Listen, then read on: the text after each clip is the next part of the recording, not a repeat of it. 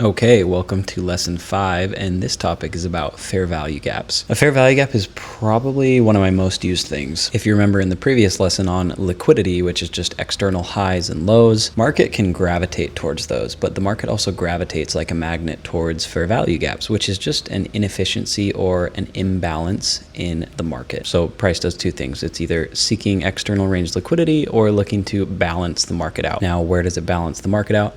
And that is where fair value gaps come into play. This lesson I'll talk about what is a fair value gap, how they form, why they matter, and how to use them, as well as some common beginner mistakes with them. Well, what is a fair value gap? And like I mentioned a second ago, it's really just like an inefficiency or an imbalance in the market or price. You can think of it like this. The market can sometimes move really aggressively towards maybe an external high, like I talked about in the previous video. And when it moves aggressively like that, it skips price and kind of leaves like a big gap or an area where price just moved really fast. So there's just a big gap in the market. A lot of orders are left unfilled there and price becomes quote unquote like inefficient. It's technically just a gap between 3 candles. And I'm going to show you an example of that right here. Okay, I hope you enjoy my diagram, but this is just a drawing of 3 total candles. And I have labeled each candle 1, 2, and 3. Now, as I mentioned, a fair value gap is formed when price moves aggressively in one direction and leaves a gap between a few candles. So you can see right here, candle 1 closes and opens candle 2 right here. And candle 2 runs up really high and closes right here, opening candle 3. And then candle 3, let's say, just closes and opens candle 4 right here. Candle 4 isn't super important for this specific topic, but what is left behind by that strong aggressive move on candle 2 is a big gap in price. And that gap is located from here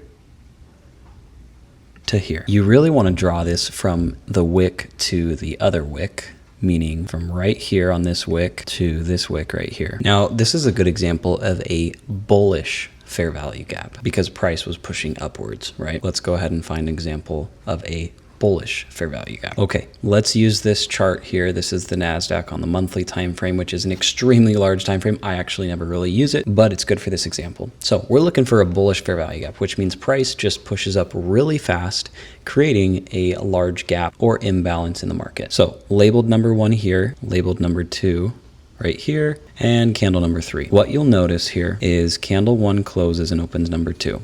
Number 2 pushes up pretty high. Number 3 opens, and when that happens, after number 3 closes and opens that 4th candle, you are left with a gap or inefficiency in price right here. This whole area from right here to right here is a fair value gap. And this happens on every single time frame. Now you guessed it, there is also going to be bearish fair value gaps. Now for the drawing's sake, just imagine that each candle here for me is black because I've changed my colors for down candles to be black and up candles to be blue. For the typical person, it's going to be green is up, red is down. So these are either going to be red or black or whatever color you choose for your distribution and down candles, but it's the exact same thing.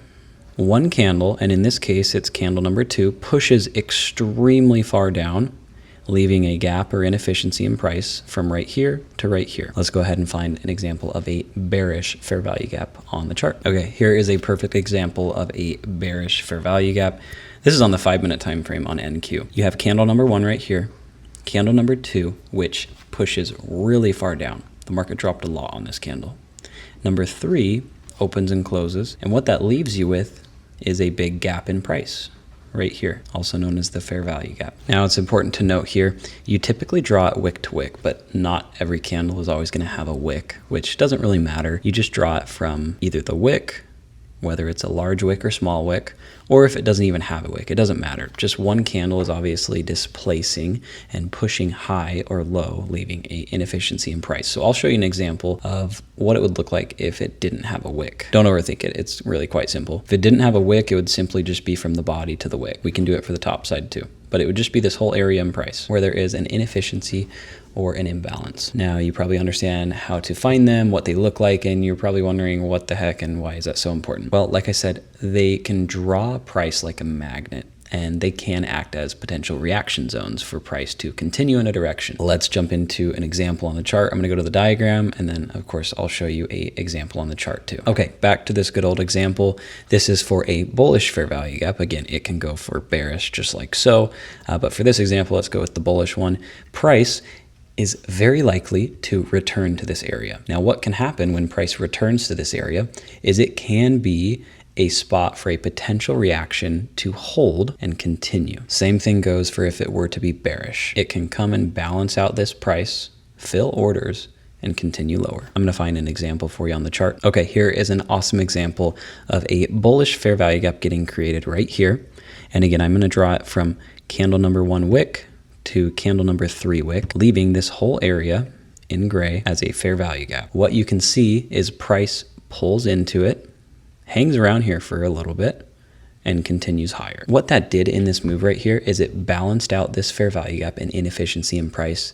A lot of new buyers stepped in and continued price higher. Here's a great example of a bearish fair value gap. Candle number 2 pushed really far down, creating an inefficiency and imbalance in the market from candle 1 wick to candle 3 wick. As you can see, price pulls into this area, shows some signs of resistance, and continues lower. I'm going to show you a few diagrams of how a lot of this is used and how I use it personally. So let's say price is trending right here, and there's an external high that I would like to target up here. Price could move quickly, therefore creating a fair value gap right here, where price can then come and rebalance, show signs of holding to magnetize to that high up there. This is more of an example of like a continuation trade, one that already has trend continuing, and you can therefore use fair value gaps to continue higher towards, say, an external high or liquidity like I talked about in the previous lesson. Now there is another way that it could be used too. Fair value gaps can also be used for reversal. Like I said, this was more of a continuation example,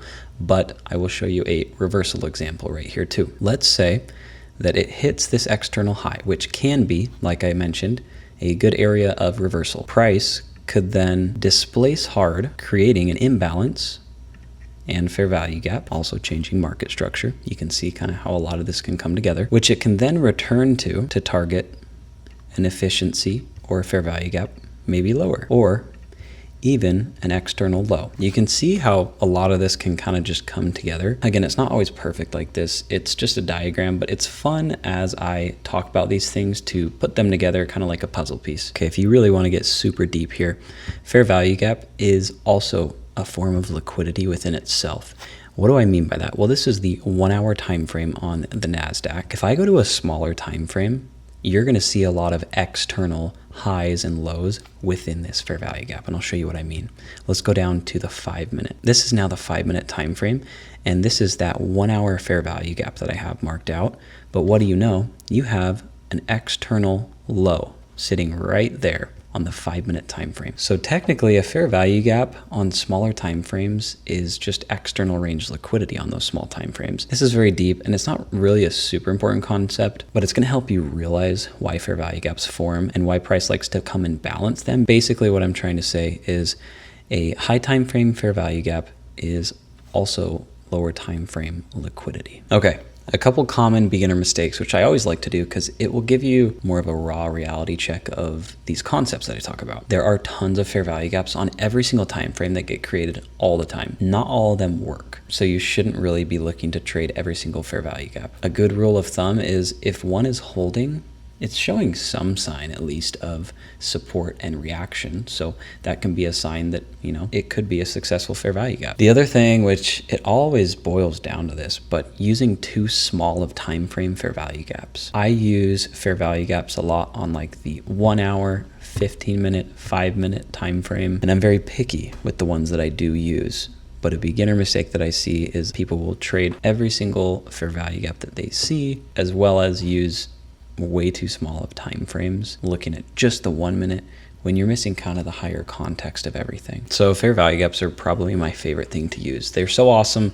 They're always going to be there. If price is moving, they're going to create a fair value gap. Some things to really note about them is it really just shows that price is moving, and price is either going to be balancing an imbalance out, which is a fair value gap, or moving towards some liquidity, which is just like an external high. Now, the big note too is fair value gaps are kind of everywhere, like I said, and they're really not to be used alone. There's a lot of context regarding things, which is why I talk about multiple different concepts and you use them all together like I showed in that diagram. But you can open your chart, mark a fair value gap, and you're going to see a lot of them hold. I look forward to going over more concepts that I use and that can help benefit you, and I will see you on the next video.